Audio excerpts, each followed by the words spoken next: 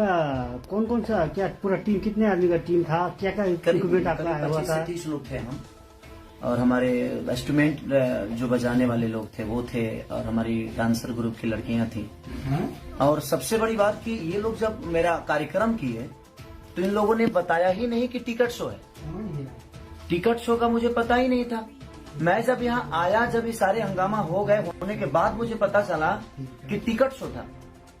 और उसमें जनता की क्या गलती है? नेपाल की जनता चाहे कहीं की जनता भोली भाली होती है, उसको ये पता नहीं होता है भाई, वो अपने बेटा को प्यार करने। अब मेरे बारे में क्या बोल रही है जनता, किसी के बारे में बोलेगी, क्योंकि उसको हकीकत पता ही नहीं है। तो टिकट शो के नाम पे इन लोगों ने मुझे बुक ही नहीं किया था। और जब इनका परमिशन फेल हुआ, सरकार ने कोविड की वजह से परमिशन इनका रद्द किया, इनको मना किया कि आप कार्यक्रम नहीं कर सकते हैं।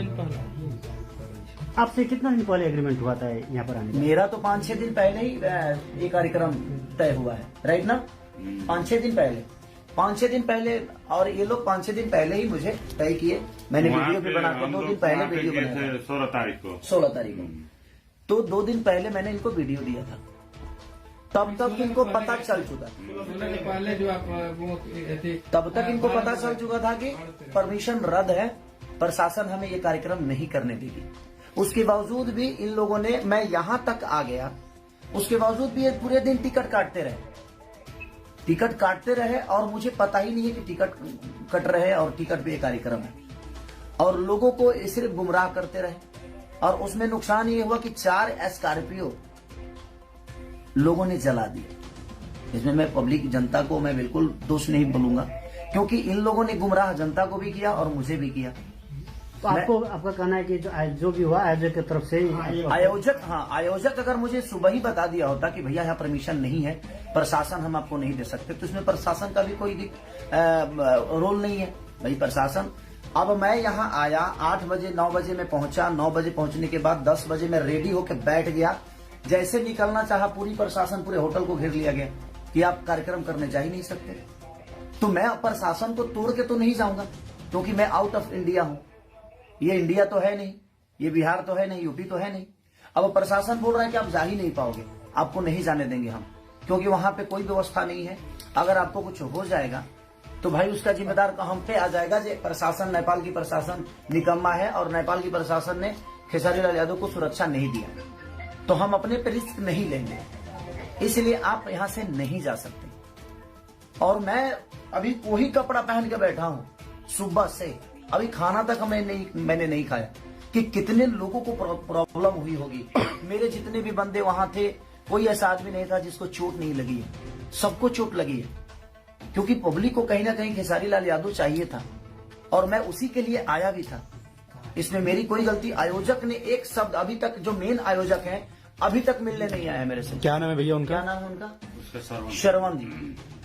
शरवण जी अभी तक मिलने तक नहीं आए। पूरा नाम क्या है उनका? शरवण जी का? शरवण चौधरी है उसका नाम। शरवण चौधरी। तो शरवण चौधरी अभी तक मेरे से मिलने तक नहीं आए।